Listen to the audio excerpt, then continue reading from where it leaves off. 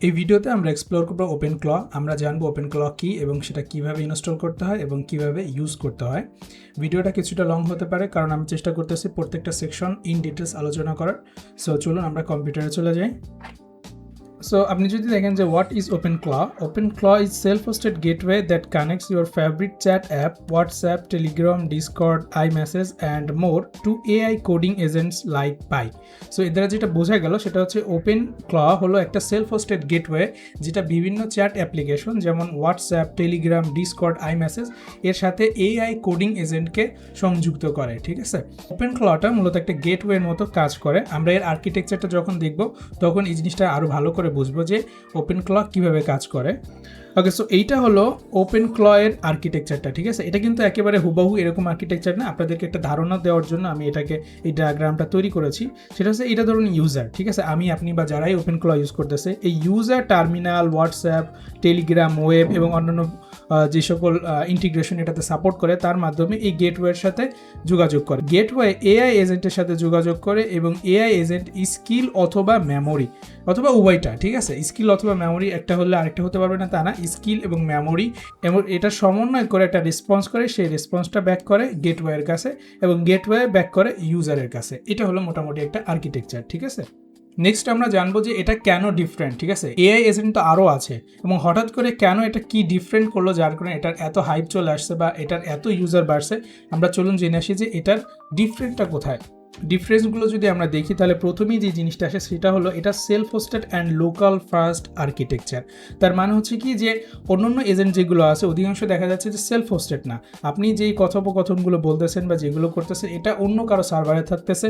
আপনি যদি অ্যানথ্রোপিকের cloud code ব্যবহার করেন তাহলে আপনার যে কথোপকথনগুলো রয়েছে এবং আপনি যেগুলো বলতেছেন সেগুলো তাদের সার্ভারে থাকতেছে, তাদের সার্ভারে স্টোর হচ্ছে। চ্যাট জিপিটি বলেন আর জেমিনাই বলেন সব কিছু ওই একই কথা। বাট ওপেনক্ল যেটা করছে সেটা হচ্ছে এটা সেলফ হোস্টেড, সম্পূর্ণ আপনার নিজস্ব মেশিনে এটা রান করবে। সেকেন্ড যে জিনিসটা এটাকে ডিফারেন্ট করে সেটা হলো এজেন্টিক এক্সিকিউশন। তার মানে হচ্ছে গিয়ে দেখেন আপনি যখন জেমিনাইয়ের সাথে টেক্সট করেন বা চ্যাট করেন কিংবা ক্লাউডের সাথে চ্যাট করেন বা চ্যাট জিপিটির সাথে চ্যাট করেন তখন ওরা কিন্তু শুধু চ্যাট রেসপন্স করে। ঠিক আছে, বাট এটা হলো এজেন্টিক এক্সিকিউশন। তার মানে হচ্ছে ওপেনক্ল আপনার এজেন্ট হিসেবে কাজ করবে, কেমন যেন আপনার অ্যাসিস্ট্যান্ট এবং সেই অ্যাসিস্ট্যান্ট হিসেবে সে নিজেই কাজটা সম্পন্ন করবে। এমন নয় যে আপনাকে একটা উত্তর দিয়ে দিল এবং আপনাকে সেই অনুযায়ী কাজ করতে হবে, বিষয়টা এরকম নয়, বরং সেই এজেন্ট হয়ে সেই কাজটাকে এক্সিকিউট করবে। থার্ড যে জিনিসটা এটাকে ডিফারেন্ট করে সেটা হলো ইন্টিগ্রেশন উইথ মেসেজিং প্ল্যাটফর্ম। বিভিন্ন মেসেজিং হোয়াটসঅ্যাপ আছে, টেলিগ্রাম আছে বা ডিসকর্ডের সাথে, এগুলোর সাথে এটা ইন্টিগ্রেটেড। নর্মাল চ্যাট এজেন্টের ক্ষেত্রে আপনি এই জিনিসটা পাবেন না। ফোর্থ যে জিনিসটা এটাকে ডিফারেন্ট করে সেটা হলো পারসিস্টেন্ট মেমোরি। এর ক্ষেত্রে যেটা হয় দেখেন আমরা যখন এর সাথে চ্যাট করি তখন কিন্তু দেখবেন যে কিছু দূর গিয়ে AI ভুলে যায় যে পিছনের কথাবার্তাগুলো কি হয়েছিল। বাট এইখানটাতে ভিন্ন, এইখানটাতে আপনি যাই কথোপকথন করেন সবই পারসিস্টেন্ট মেমোরিতে এটা সেভ থাকে। অবশ্যই যেটা সেভ করার মতো সেটাই সেভ থাকবে। ফিফথ যে জিনিসটা এটাকে ডিফারেন্ট করে সেটা হচ্ছে মডেল অ্যাগনস্টিক অ্যান্ড এক্সটেন্সিবল। তার মানে হচ্ছে যে আপনি যদি ওপেনক্ল ইউজ করেন তাহলে আপনি নির্দিষ্ট কোনো একটা মডেলের উপরে নির্ভরশীল করতেছেন না, নির্দিষ্ট ভেন্ডরের মডেল ব্যবহার করা লাগবে না। এমন নয় যে আপনি শুধুমাত্র জেমিনাই ইউজ করতে পারবেন, এমন নয় যে আপনি শুধুমাত্র চ্যাট জিপিটি ইউজ করতে পারবেন, কিংবা এমনও নয় যে আপনি শুধু ক্লাউড ইউজ করতে পারবেন। এমনকি ওপেন সোর্স মডেলগুলো আপনি ইউজ করতে পারবেন অ্যান্ড এক্সটেন্সিবল, এবং এটাকে আপনি আরও বেশি বড় করে তুলতে পারবেন। সিক্স যে জিনিসটা ওপেনক্লকে ডিফারেন্ট করে সেটা হলো ফুল সিস্টেম অ্যাক্সেস। তার মানে আপনার কম্পিউটারের পূর্ণ অ্যাক্সেসটা ওপেনক্লর কাছে থাকে।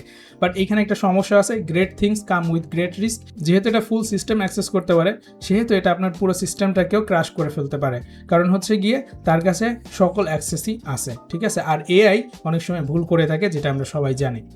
ওপেনক্ল ইনস্টল করার জন্য আমাদের প্রি রিকোয়েজিট হচ্ছে গিয়ে নোট 22 অথবা তার থেকে নতুন কোনো ভার্সন ইনস্টল করা থাকতে হবে। Node.js কম্পিউটার ইনস্টল করা আছে কিনা আপনি এই কমেন্টটা দিয়ে দেখতে পারেন। দ্বিতীয় রিকোয়ারমেন্টটা হচ্ছে আপনার ম্যাক ওএস, লিনাক্স অথবা উইন্ডোজ থাকতে হবে। আমরা লিনাক্সে দেখব এবং PNP only if you build from source, এটা আমাদের লাগবে না কারণ আমরা ইনস্টলার স্ক্রিপ্টে ব্যবহার করব। আরেকটা জিনিস আমরা একটু আগে জেনেছি যে ওপেনক্লয়ের কাছে সিস্টেমের ফুল অ্যাক্সেস থাকে, তো এর জন্য আপনার প্রোডাকশন সার্ভার কিংবা আপনার ওয়ার্ক স্পেসে সরাসরি এটাকে ইনস্টল না করাই ভালো। এর জন্য রিকমেন্ডেশন হচ্ছে যে আপনি আলাদা করে একটা VPS কিংবা একটা VM এটাকে ইনস্টল করবেন, যাতে করে AI যদি কোনো ভুল করেও ফেলে তাহলে আপনার প্রোডাকশন সার্ভার কিংবা আপনার ওয়ার্ক স্পেস কম্পিউটারে কোনো সমস্যা হবে না। তো চলুন আমরা দেখি এর ইনস্টলার স্ক্রিপ্টটা। তো ইনস্টল করাটা কিন্তু খুবই সহজ। আপনি যদি ম্যাক, লিনাক্স কিংবা WSL অর্থাৎ উইন্ডোজ সাবসিস্টেম ফর লিনাক্স এটাতে ইনস্টল করতে চান, তাহলে আপনি জাস্ট এই টেক্সটটা এটাকে কপি করবেন এবং টার্মিনালে পেস্ট করে এন্টার প্রেস করলেই আপনাকে ইন্টারঅ্যাক্টিভলি বিভিন্ন জিনিস জিজ্ঞাসা করা হবে, ইনস্টল হয়ে যাবে। আর আপনি যদি উইন্ডোজ ইনস্টল করতে চান তাহলে এই পাওয়ারশেল স্ক্রিপ্টটাকে কপি করবেন, কপি করে টার্মিনালে পেস্ট করলে হয়ে যাচ্ছে। টার্মিনালে এসে আমি আমার সার্ভারে SSH এর মাধ্যমে লগ ইন করবো। সো এর জন্য সার্ভারে লগ ইন করার পরে যেহেতু আমরা এটাকে নতুন নিয়েছি, তো আমি এটার রিপোজিটরি এবং সিস্টেমটাকে আপডেট করে নিব। ফ্ল্যাগ ওয়াই দিলে হবে কি যে যখন সে আপগ্রেড হবে তখন সব কিছুতে অটোমেটিক্যালি ইয়েস নিয়ে নেবে। সো এন্টার প্রেস করবো, আমি পাসওয়ার্ড দিতে বলছে, আমি পাসওয়ার্ড দিয়ে দিলাম। আপগ্রেড হওয়ার জন্য কিছুটা সময় নিতেও পারে যেহেতু এটা নতুন সার্ভার।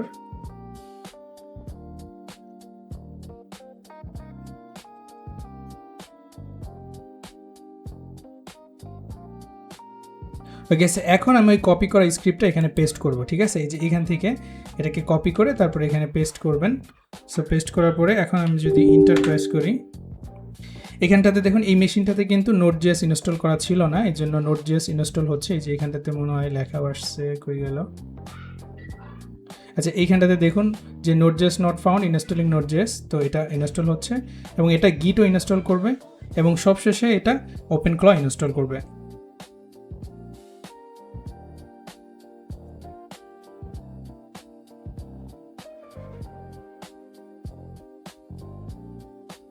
ওকে, OpenClaw কিন্তু ইনস্টল হয়ে গেছে। আপনি দুপোটাতে দেখেন OpenClaw ইনস্টল সাকসেসফুলি। এখন এই জিনিসটা যেটা আসছে সেটা হলো OpenClaw অনবোর্ডিং। এখানে সিকিউরিটি ওয়ার্নিং দেওয়া হচ্ছে এবং এখানটাতে দেখুন OpenClaw is a hobby project and still in beta. So এটা এখনও বেটা স্টেজে আছে। এখানে নিচে দেখলে আপনি আরও সিকিউরিটি ওয়ার্নিং আছে, সেগুলো পড়ে নিতে পারেন। তো আমরা এখন কি করবো, এটাকে I understand this is powerful and inherently risky, continue. So আমরা কন্টিনিউতে ক্লিক করবো, ইয়েস ক্লিক করবো। এখানে অনবোর্ডিং মোড দুটো আছে, একটা হচ্ছে কুইক স্টার্ট আর একটা হচ্ছে ম্যানুয়াল। চলুন আমরা ম্যানুয়ালটা করি, তাহলে হবে কি যে আমরা সব কিছু দেখতে পারবো এবং সব কিছু আমরা ম্যানুয়ালে কনফিগার করতে পারবো। বাট কুইক স্টার্ট করতে পারেন, এটা বিশেষ করে যারা কম্পিউটার সম্পর্কে খুব বেশি দক্ষ না এবং যারা কেবলই এটাকে শুরু করছেন তাদের জন্য বেস্ট অপশন হচ্ছে কুইক স্টার্ট। বাট চলুন আমরা ম্যানুয়াল করে দেখি। ওকে, এরপরে যেটা জানতে চাওয়া হয়েছে সেটা হচ্ছে what do you want to set up, local machine নাকি রিমোট গেটওয়ে? আমরা লোকাল মেশিন এটা সিলেক্ট করব। দেখুন এখানে ওয়ার্ক স্পেস ডিরেক্টরি, এটা খুবই গুরুত্বপূর্ণ। OpenClaw যত কনফিগারেশন আছে এবং আপনার সাথে OpenClaw যত চ্যাট হবে, মেমোরি, স্কিল সব কিছুই ওয়ার্ক স্পেসের মধ্যেই মূলত সেভ থাকে। আমরা এই ডিরেক্টরিটাও এক্সপ্লোর করে দেখব। তো চলুন আগে আমি এটাকে ইনস্টল শেষ করি, তারপর ওটাকে দেখব।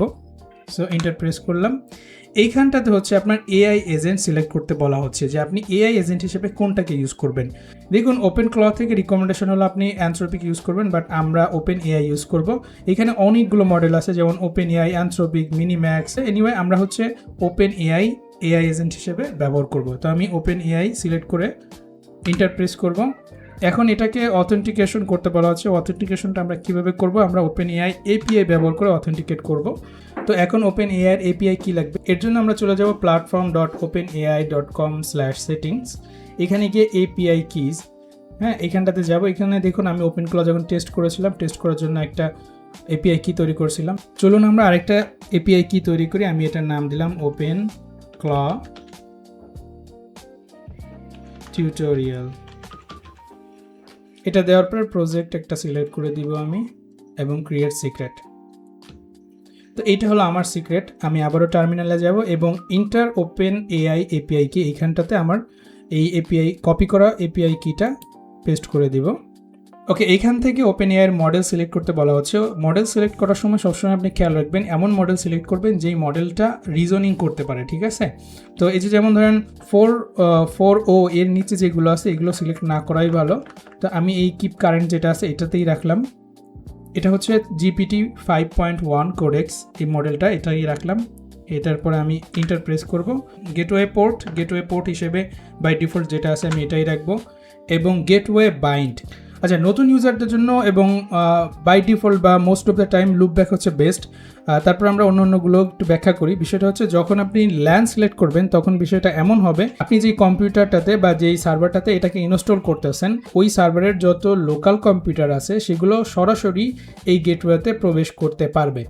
ফর এক্সাম্পল ধরেন এই যে কম্পিউটারটা, এটার সাবনেট মাস্কিং হলো 24। তার মানে হচ্ছে গিয়ে এই সাবনেট মাস্কিংয়ের আওতায় যত কম্পিউটার আছে সব কম্পিউটারগুলো এই ভিপিএসের আইপি অ্যাড্রেস করে আমাদের ওপেন ক্লকে অ্যাক্সেস করতে পারবে। আপনি যখন লুপব্যাক রাখবেন তখন বিষয়টা হবে এরকম যে যেই কম্পিউটারটাতে আপনারা ওপেন ক্ল ইনস্টল করতেছেন, ধরুন এই যে সার্ভারটাতে আমরা ওপেন ক্ল ইনস্টল করতেছি, এই সার্ভার বাদে অন্য কোনো জায়গা থেকে এটাকে লোকাল হোস্ট কিংবা এই সার্ভারের আইপি ইউজ করে ব্যবহার করা যাবে না। এনিওয়ে সব থেকে বেস্ট হলো যে আমরা লুপব্যাকই রাখবো, তো আমি লুপব্যাক রাখলাম। এরপর বলতেছে গেটওয়ে অথ, তার মানে হচ্ছে যে ওয়েব ইউআই বা এর যে গেটওয়েটা আছে এটার অথেন্টিকেশন মাধ্যম কি হবে। আপনি চাইলে পাসওয়ার্ড ব্যবহার করে অথেন্টিকেশন করতে পারেন কিংবা টোকেন হিসেবেও করতে পারেন, এবং টোকেনটাই হচ্ছে রিকমেন্ডেড। সো আমরা টোকেন সিলেক্ট করব। নেক্সট যে জিনিসটা আছে এটা হচ্ছে টেইল স্কেল এক্সপোজার। এটা হলো কি যে টেইল স্কেল একটা সার্ভিস। আপনি যদি এখানে আমি যদি আপনাদেরকে দেখাই, এখানে যদি আপনি সার্চ করেন টেইল স্কেল হলো যে কোনো জায়গা থেকে আপনার লোকাল নেটওয়ার্ক অ্যাক্সেস করার একটা মাধ্যম, যেটা অনেকটা ভিপিএনের মতো কাজ করে, but more than VPN, not just VPN, ঠিক আছে। সো এইখানটাতে জানতে চাওয়া হয়েছে যে আপনি কি টেইল স্কেলে এটাকে এক্সপোজ করবেন কি করবেন না। আমি এটাকে অফই রাখলাম। এরপর হচ্ছে গেটওয়ে টোকেন। এখানে আপনি চাইলে নিজে নিজে টোকেন তৈরি করতে পারেন, বাট সবথেকে ভালো হলো যে এদের উপর ছেড়ে দেওয়া। দেখেন ব্ল্যাঙ্ক টু জেনারেট, তার মানে হচ্ছে আপনি যদি ব্ল্যাঙ্ক রেখে তারপর এন্টার প্রেস করেন তাহলে অটোমেটিক্যালি আপনার টোকেন তৈরি হয়ে যাবে, এবং এটাই সব থেকে বেস্ট। তো আমি এটা করলাম। কি হচ্ছে আপনার চ্যাট চ্যানেল কনফিগার করতে হবে। তো আমি প্রথমে টেলিগ্রাম কনফিগার করব। এর জন্য আমি আমার ফোনের টেলিগ্রাম অন করলাম। আপনি আপনার কম্পিউটার টেলিগ্রাম ইনস্টল করা থাকলে সেখান থেকে এটাকে সেম ওয়েতে কনফিগার করে নিতে পারেন। এরপর আপনি সার্চ অপশনটাতে ক্লিক করে বট ফাদার লিখে সার্চ করবেন। এই যে এইখানে ভেরিফাইড মার্কওয়ালা যেই বট ফাদার আছে এটাতে ক্লিক করবেন। এটাতে ক্লিক করে এরপরে স্টার্ট বাটনে ক্লিক করবেন। আপনি চাইলে এখানে কমান্ড দিয়েও, এই যে এখানে যে কমান্ডগুলো দেওয়া আছে এই কমান্ড দিয়ে বট তৈরি করতে পারেন, অথবা আপনি ওপেনে ক্লিক করবেন, তাহলে এটা একটা মিনি অ্যাপ ওপেন হবে। এই যে এখানটাতে আসছে যে ক্রিয়েট এ নিউ বট, আমি এই বাটনটাতে ক্লিক করলাম। এখানে বটের একটা নাম দিতে হবে।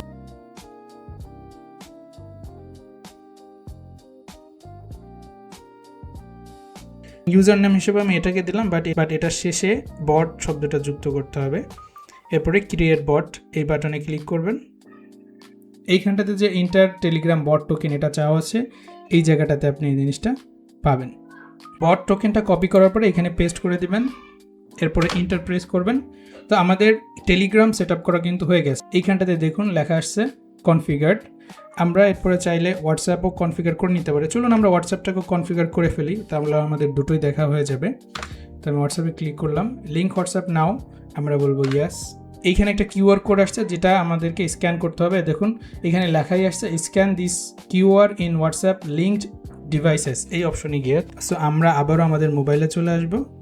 সো মোবাইলে আসার পরে আমরা হোয়াটসঅ্যাপটা ওপেন করব। হোয়াটসঅ্যাপে আসার পরে এই যে উপরে 3 ডট যে মেনু বাটনটা আছে ওইখানে ক্লিক করে আমরা লিঙ্কড ডিভাইসেস নামক যেই মেনুটা আছে ওইটাতে ক্লিক করব, এবং লিঙ্ক ডিভাইস এই বাটনে ক্লিক করব। ক্লিক করার পরে এটাকে ওই কিউআর কোডের সামনে ধরতে হবে। যেই কিউআর কোডটা লেটেস্ট আছে সেটাই সিলেক্ট করলাম। আমাদের ফোন লোডিং হচ্ছে। আচ্ছা, এইখানটাতে লেখা আসছে দেখুন WhatsApp phone set up, this is my personal phone, separate phone just for OpenClaw. Recommendation হলো যে আপনি আপনার পার্সোনাল নাম্বারে ওপেন ক্ল সেট আপ না করে একটা সেকেন্ড নাম্বারে সেট আপ করবেন, বাট আমরা আপাতত আমাদের যে নাম্বারটা আছে হাতের কাছে ওইটা দিয়েই আমরা সেট আপ করে নিব। এই জন্য আমরা অপশন সিলেক্ট করব this is my personal phone number, এরপর ওকে দিব। এইখানটাতে হচ্ছে আমার যে নাম্বারটা আছে ওই নাম্বারটা আমি দিয়ে দিব। নাম্বারটা দেওয়ার পরে আমরা ইন্টার প্রেস করব। আচ্ছা, এখন আমাদের টেলিগ্রামও সেট আপ করা হয়ে গেছে, হোয়াটসঅ্যাপও সেট আপ করা হয়ে গেছে, আমরা আর সেট আপ করবো না। সবশেষে আমরা এখানে ফিনিশ মেনুটা সিলেক্ট করার পরে আমরা ইন্টার চাপবো। ওকে, কনফিগার ডিএম অ্যাক্সেস পলিসি নাও মানে হচ্ছে গিয়ে যে আপনি যখন আমরা যে টেলিগ্রাম কনফিগার করলাম এবং হোয়াটসঅ্যাপ কনফিগার করলাম, এটাতে যখন কেউ মেসেজ করবে তখন ওপেন ক্ল কীভাবে বুঝবে যে মেসেজ করছে সে কি অথেন্টিক পারসন কি না, এটা বোঝার জন্য ওপেন ক্ল কী করবে, পেয়ারিং মেথডে এটা বুঝবে। তার মানে হচ্ছে যখন টেলিগ্রাম বটটাতে কেউ মেসেজ পাঠাবে তখন ওপেন ক্ল একটা কোড দিবে, যেই কোডটা আমাদেরকে কনফিগার করে নিতে হবে ওপেন ক্লতে। আমরা সেই জিনিসটা পরে দেখব। আপাতত আমি নো রেখে ইন্টার প্রেস করব।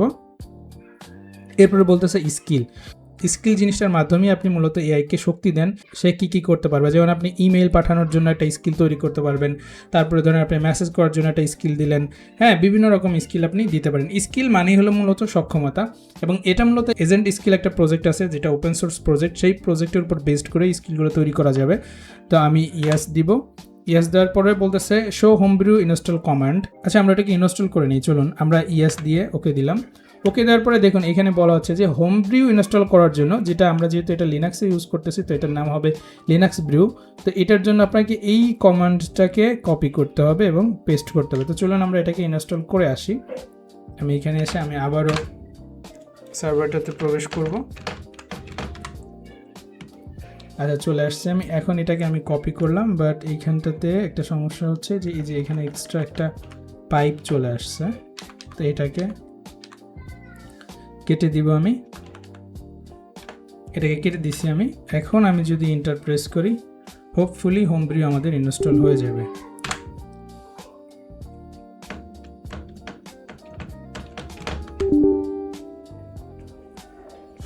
আচ্ছা, বলতেছে ইন্টার টু কন্টিনিউ। সো আমরা ইন্টার প্রেস করলাম। হোমব্রিউটা কিন্তু আমাদের ইনস্টল হচ্ছে, বাট এটা হোমব্রিউ না, লিনাক্সের জন্য মূলত এই যে এইখানটাতে দেখুন লিনাক্স ব্রিউ নাম। তো এটা ইনস্টল হোক, কিছুটা সময় লাগছে, ইনস্টল হতে থাকুক এটা। ওকে, হোমব্রিউ বা লিনাক্স ব্রিউ এটা ইনস্টল হয়ে গেছে। এখানে একটা রিকমেন্ডেশন আছে, সেটা হলো ব্রিউ ইনস্টল জিসিসি। আমরা এটাকেও ইনস্টল করে ফেলি। ওহো, আচ্ছা, একটা ভুল হয়ে গেছে। এখানে হোমব্রিউ ইনস্টল করার পরে এনভায়রনমেন্ট পাথ ঠিক হতে, তো এর জন্য প্রথমে এই কমান্ডটা আমরা রান করব। তারপরে হচ্ছে গিয়ে এই যে এই কমান্ডটা,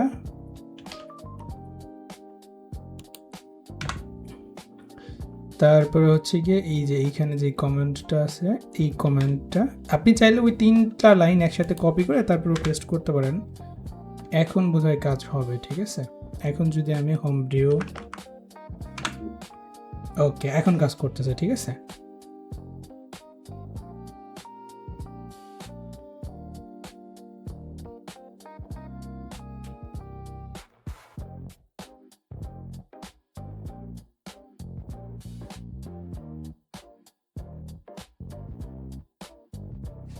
ওকে, আমাদের হোমব্রিউটা ইনস্টল হয়ে গেছে। তো এখন আমরা এই টার্মিনালটা কেটে দিই। এখন আমরা আবার এই জায়গাটাতে চলে আসি।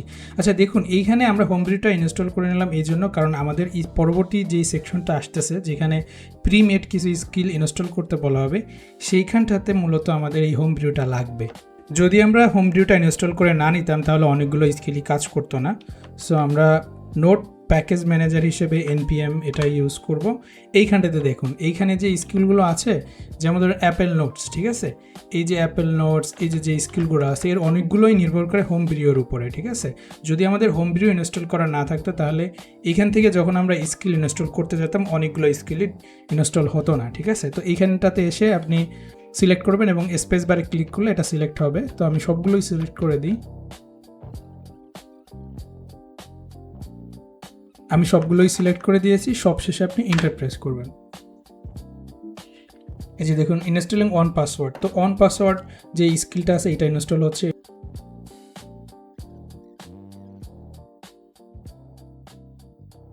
সো ব্যাপারটা হয়েছে কি আমাদের কিছু ইনস্টল সাকসেসফুল ইনস্টল হয়েছে, বাট কিছু হয় নাই। আচ্ছা, এটাতে কোনো সমস্যা নেই, আমরা পরবর্তীতে এগুলো ইনস্টল করে নিতে পারবো। গুগল প্লেস এপিআই কি আমরা নো দিয়ে দেবো। গুগল প্লেস এপিআই কি ফর লোকাল প্লেসেস, এটা আমরা নো দিয়ে দেবো। এগুলো মূলত প্রয়োজন হয় কি, যদি জায়গা সংক্রান্ত কোনো প্রশ্ন যখন ওপেন ক্লকে করবেন তখন এই এপিআইগুলো ইউজ করেই সে আপনার নিকটবর্তী জায়গা বা অন্যান্য জায়গা সম্পর্কে তথ্য দিতে পারবে। বাট আমরা আপাতত নো রাখতেছি। এবং জেমিনাই এপিআই কি এটাও আমরা নো দিয়ে দিলাম। নোশন এপিআই কি এটাও নো দিয়ে দিলাম। 11 ল্যাবস এপিআই কি ফর স্যাগ, আচ্ছা এটাকেও আমরা নো দিয়ে দিব। ইনস্টল গেটওয়ে সার্ভিস রিকমেন্ডেড, আমরা ইয়েস দিব। এরপর হচ্ছে gateway service run time note দিব আমরা, এটাই রিকমেন্ডেড। সো আমরা নোট দিয়ে দিলাম। আমাদের ওপেন ক্ল কিন্তু ইনস্টল হয়ে গেছে। এখন যেটা আসছে সেটা হচ্ছে হ্যাচ ইন টুই। টুই মানে হচ্ছে টার্মিনাল ইউজার ইন্টারফেস, অথবা এটাকে টেক্সট ইউজার ইন্টারফেসও বলা হয়। তারপরে আসছে হচ্ছে ওপেন দ্য ওয়েব ইউআই। আমরা হ্যাচ ইন টুই এটা সিলেক্ট করে এন্টার প্রেস করলাম। কিছুক্ষণের মধ্যেই আমরা ওপেন ক্ল এ এর সাথে টেক্সট করতে পারবো। এখন দেখুন এখানে আমাকে সেট আপ করার জন্য ইনিশিয়াল কিছু কথা বলতেছে। এখানে প্রথম জানতে চাওয়া হয়েছে যে what should I call you. Okay, got it হ্যাঁ 0b।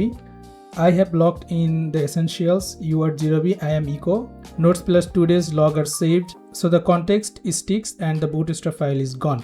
Whenever you are ready, just tell me what you need and I will dive in.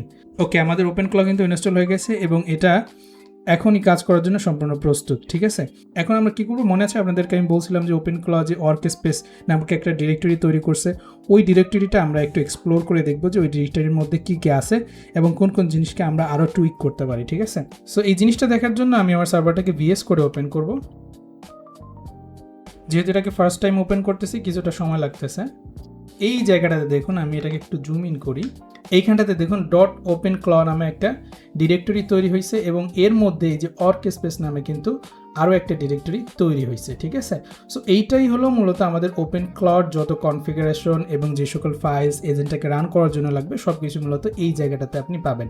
এবং ওপেন ক্লর ডট জেসন এটা হচ্ছে কনফিগারেশন ফাইল। হ্যাঁ, এই যে ওইখানটাতে সম্পূর্ণ কনফিগারেশনটা আছে। এবং ওয়ার্ক স্পেসটাতে যদি যান আপনি, তাহলে এইখানটাতে দেখুন আইডেন্টি, মনে আছে যে কনফিগারেশন করার সময় আমরা ওপেন ক্লর একটা নাম দিয়েছিলাম ইকো, দেখুন এটা কিন্তু এই জায়গাটাতে সেভ করছে ও। ঠিক আছে, এখানটাতে সে কেমন ক্রিয়েচার এটা সেট করছে, ভাইবস সেট করছে, তারপরে ইউজার এইখানটাতে হচ্ছে আমার ইনফরমেশন সেভ করছে, যে যেমন দেখুন ইউজার যেমন নেম দিছে হচ্ছে গিয়ে 0b, what to call them 0b, হ্যাঁ এরকম। তারপরে হচ্ছে গিয়ে এই যে টুলস, যে সকল টুলস এবং টুলসগুলো কীভাবে কি ইউজ করতে হয়, এটা আমরা যখন চ্যাট করব সেই চ্যাটের উপর ভিত্তি করে এই ফাইলটাকে সে পরিবর্তন করে নেবে। সোল হচ্ছে গিয়ে পুরো এআইটার একটা পরিচয়, যে তুমি কি, তোমার কিভাবে কাজ করা উচিত, তোমার বাউন্ডারিজগুলো কি কি। এই যেমন দেখুন এখানে লেখা আছে বাউন্ডারিজের মধ্যে private things stay private, when in doubt ask before acting externally. সব মানে এই টুলটা মানে আমাদের ওপেন ক্লটার সোল বা আত্মা কেমন হওয়া উচিত সব কিছু এইখানটা থেকে লেখা আছে। হার্টবিট হচ্ছে কি আমাদের ক্রোন জবসগুলো এখানে লিখে রাখবে সে। এবং এজেন্টের মধ্যে হচ্ছে এটা মূলত ওপেন ক্ল রান হওয়ার জন্য একেবারে মেইন যে ফাইল সেটাই মূলত এই যে এজেন্টটা। If bootstrap.mdigit that's your birth certificate. ঠিক আছে, এখানে আরও অনেক কিছু লেখা আছে, মেমোরি কীভাবে কোথায় সেভ হবে। এবং আমরা যদি মেমোরি নামক যে ডিরেক্টরিটা আছে এটাতে আসি, তাহলে এইখানে দেখেন যে আজকের যে চ্যাটটা, অর্থাৎ আজকে আমরা একটু যে চ্যাটটা করছিলাম সেই মেমোরিগুলো কিন্তু সে এখানে সেভ করে রাখছে। যেমন দেখুন first contact with 0b today, they told me to call them 0b and choose echo as my name, no extra preference or boundaries shared yet. ঠিক আছে, ক্রোন জব যদি আপনারা লিনাক্স ব্যবহার করে থাকেন তাহলে তো অলরেডি জানেন ক্রোন জবস জিনিসটা কি। ক্রোন জব হচ্ছে যেই কাজটা শিডিউল ওয়াইজ এআই করবে, যেমন ধরেন প্রত্যেক বুধবারে এটা করো, প্রত্যেক মঙ্গলবারে এটা করো, অমুক তারিখে এটা করো, এগুলোকে বলা হচ্ছে গিয়ে ক্রোন জব। ক্রেডেনশিয়ালসের মধ্যে হচ্ছে গিয়ে সে বিভিন্ন পাসওয়ার্ড, এপিআই কি এগুলো সেভ করে রাখবে। এটার মধ্যে আমি যাব না। এই যে হোয়াটসঅ্যাপ দেখুন, হোয়াটসঅ্যাপের বিভিন্ন জিনিস এখানে সেভ করে রাখছে। সো প্রাইভেসির কারণে আমি এটার মধ্যে গেলাম না। আচ্ছা, এইখানে এজেন্টের যে সেশনগুলো আছে সেইগুলো এখানে দেখা যাচ্ছে। চলুন এটাকে আমরা আবার একটু ওপেন করে দেখি সে কি বলে। হ্যাঁ, তো এটাকে ওপেন করার জন্য আপনি টার্মিনালে এসে ওপেন ক্ল TUI এটা লিখে এন্টার প্রেস করবেন। দেখুন এটা কিন্তু ওপেন হয়ে গেছে। ঠিক আছে, এবং আমাদের আগের সেশনে আমরা যে সকল কথোপকথন করছিলাম সবগুলো কিন্তু এখানে সেভড আছে। এটাই মূলত আমাদের সেশন মেমোরি হিসেবে কাজ করবে। এবং এই ওপেন ক্লর মধ্যে ওয়ার্ক স্পেসের মধ্যে যেই মেমোরি ডিরেক্টরিটা আছে এইখানে হচ্ছে কি আমাদের পারসিস্টেন্ট মেমোরি থাকবে। ধরুন এখন আমি যদি এটাকে বলি যে how much CPU currently using,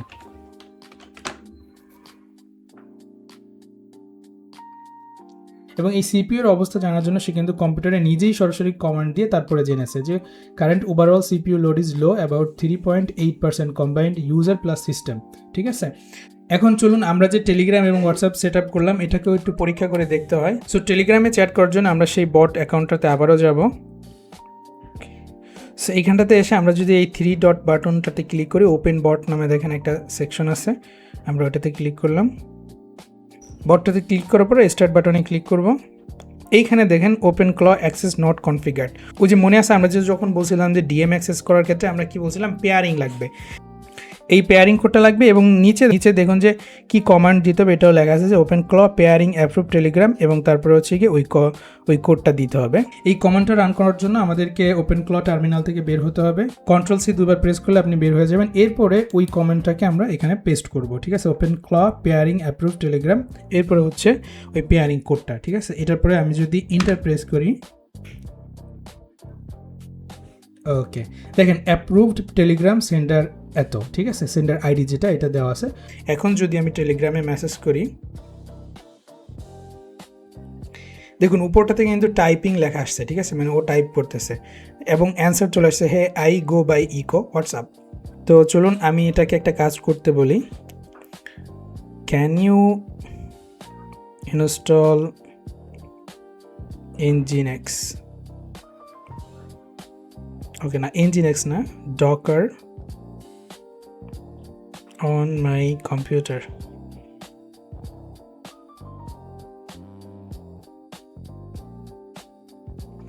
ওকে দেখুন এই কিন্তু বলছে যে I can do it but I will need pseudo access. Normally Docker install করার জন্য তো সুডো অ্যাক্সেস লাগবেই, ঠিক আছে। সো আমরা দেখলাম যে আমাদের টেলিগ্রামটা কাজ করতেছে। এখন আমরা দেখব যে আমাদের হোয়াটসঅ্যাপটা কাজ করে কিনা। এর জন্য আমরা কি করব, আমাদের হোয়াটসঅ্যাপে চলে যাব এবং আমাদের নাম্বারটাতেই আমরা মেসেজ করব। আমি ধরুন লিখলাম হাই, দেখুন এখানে কিন্তু সে অ্যান্সার করতেছে, অ্যান্সার লিখতেছে, চলে আসছে, হ্যাঁ good to see you back, what's on your mind, চলে আসছে কিন্তু দেখুন। এবং এই অ্যান্সারটা ওপেন ক্ল দিছে, যে এখানে দেখা যাচ্ছে, ঠিক আছে। ওকে চলুন আমি আরেকটা প্রশ্ন করি।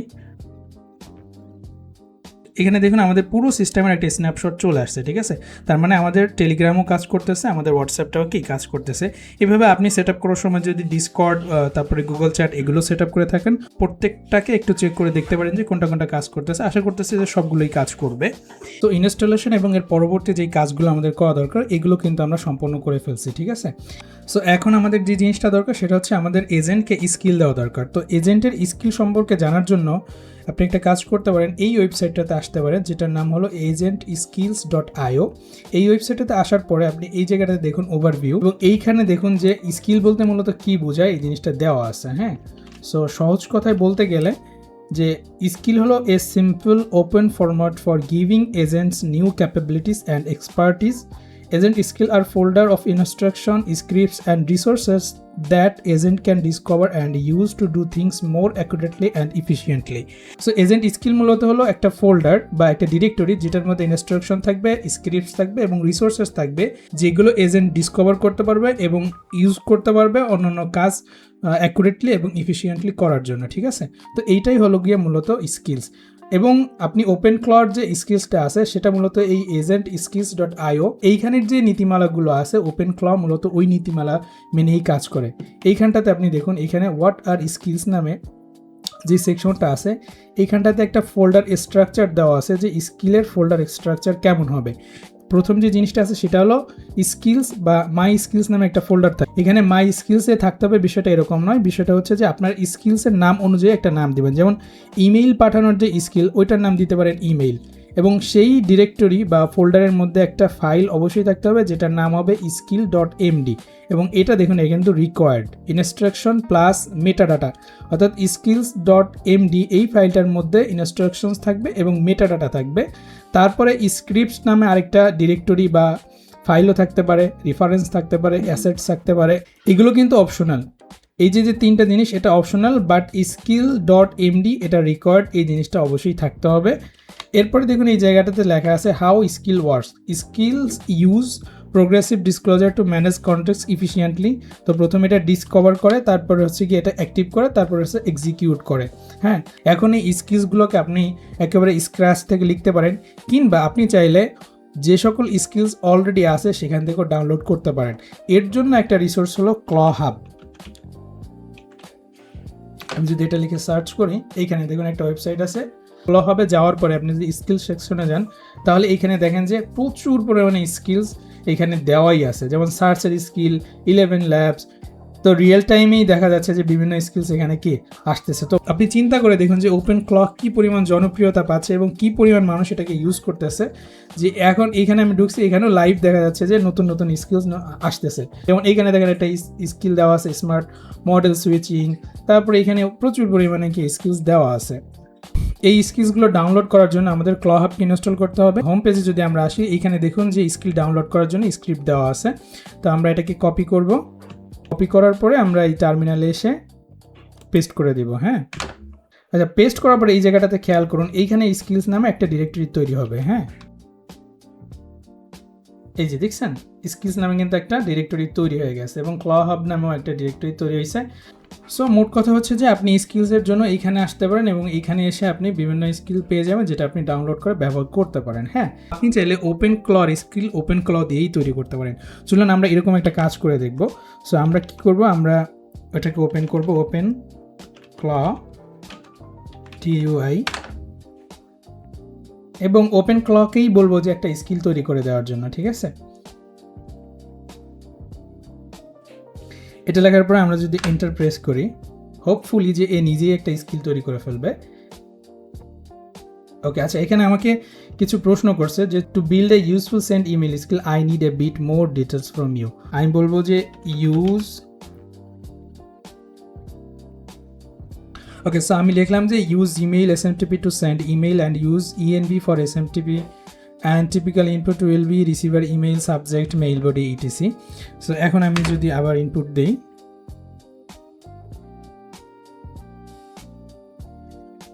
ওকে, সো এইখানটাতে দেখুন ও কিন্তু স্কিল তৈরি করে ফেলছে। হ্যাঁ, আপনি চিন্তা করে দেখেন যে ওপেন ক্ল যে স্কিলগুলো ইউজ করবে সেই স্কিলগুলো সে নিজেই কিন্তু কি তৈরি করতেছে। হ্যাঁ, দ্যাটস দ্য পোটেনশিয়াল, যে এই ওপেন ক্ল দিয়ে কী করা সম্ভব হবে আপনি চিন্তা করে দেখুন।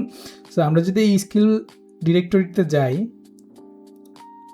তাহলে এইখানে দেখুন এই যে কিন্তু স্কিল তৈরি করে ফেলছে। দেখেন এই যে হচ্ছে skill.md ফাইল। মনে আছে আমি যখন এজেন্ট স্কিল ওয়েবসাইটটাতে দেখাচ্ছিলাম যে তখন দেখাইছিলাম যে skill.md নামে একটা ফাইল থাকতেই হবে। তো এইখানটাতে দেখুন skill.md ফাইল এবং এটা হচ্ছে স্ক্রিপ্ট যেটা সে ব্যবহার করবে ইমেল সেট করার জন্য। তবে এখন আমাদের বোধহয় কাজ আছে, সেটা হচ্ছে এনভায়রনমেন্ট ভেরিয়েবল তৈরি করতে হবে। সো এনভায়রনমেন্ট ভেরিয়েবল দেওয়ার জন্য এই যে এইখানটাতে দেখুন .env নামে কিন্তু একটা ফাইল আছে। ঠিক আছে, সো এইখানটাতে আমাদের যে ভ্যারিয়েবলগুলো লাগবে আমরা এই ভ্যারিয়েবলগুলো এখান থেকে নিয়ে আসি। তো হোস্ট লাগবে, তারপরে হচ্ছে হোস্ট পোর্ট লাগবে, তারপরে হচ্ছে SMTP ইউজার, ওকে, আরেকটা হচ্ছে আমার SMTP পাসওয়ার্ড লাগবে। ঠিক আছে, এখন এইগুলোকে ফিল আপ করতে হবে। হ্যাঁ, সো জিমেইলের SMTP হচ্ছে কি smtp.gmail, ওকে, পোর্ট নাম্বার এটা, ইউজার নেম এবং পাসওয়ার্ড এটা আমি দেখালাম না। ঠিক আছে, এখন আমরা দেখবো যে সে অ্যাকচুয়ালি ইমেল সেন্ড করতে পারে কি না। ঠিক আছে, বাট এখানে যে জিনিসটা আমাকে বলছে প্যাক ইনটু .skill ফাইল, আমি এটাকে ইগনোর করলাম। সো ধরুন এখন আমি যদি বলি যে সেন্ড অ্যান ইমেইল, তো চলুন আমরা একটা ডিসপোজেবল ইমেল অ্যাড্রেসে ইমেইল পাঠাই দেখি। সো ধরুন এই ইমেইল অ্যাড্রেসটাতে আমরা একটা ইমেইল পাঠাবো এবং আমরা বলবো দ্য সাবজেক্ট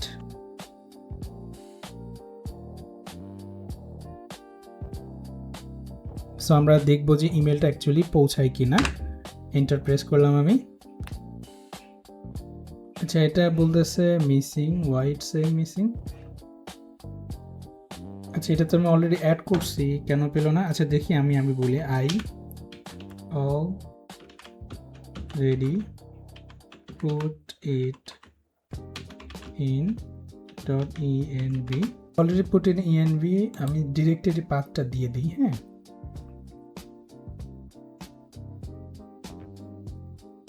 ওকে, প্রথমে হয়তো বা সে .env ফাইলটা রিড করে নাই, বাট এখন দেখা যাচ্ছে ইমেল সেন্ড সাকসেসফুলি টু এই email with subject.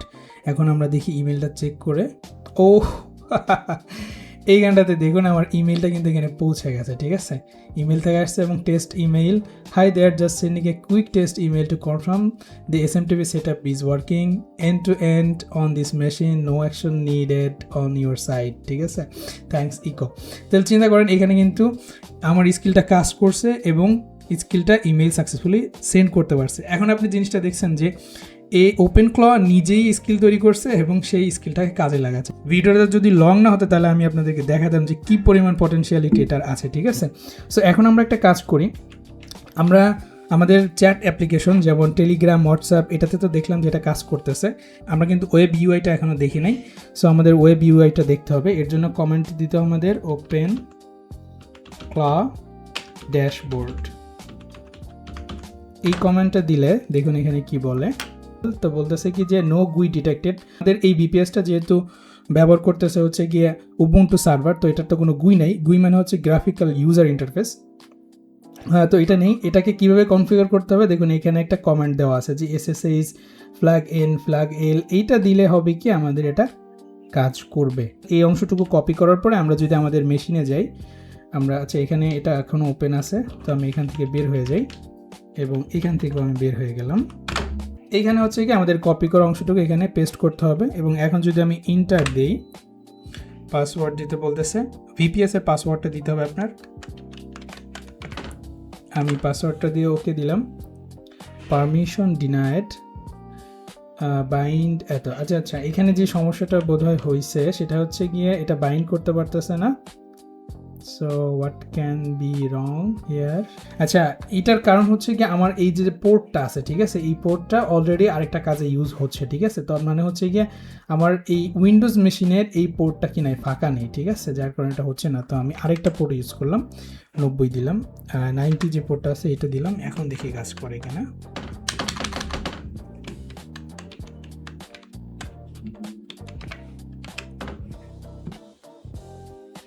Okay, hopefully যে এখন এটা কাজ করছে, ঠিক আছে। এটা দেখার জন্য আমি কি করতে পারি, যেহেতু এখানে পারমিশন ডিনাইড দেখাচ্ছে না, তার মানে হচ্ছে কি আমাদের বাইন্ডটা সম্ভবত কাজ করতেছে এবং এটার জন্য আমি এই যে এই লিঙ্কটাতে ওপেন করতে পারি।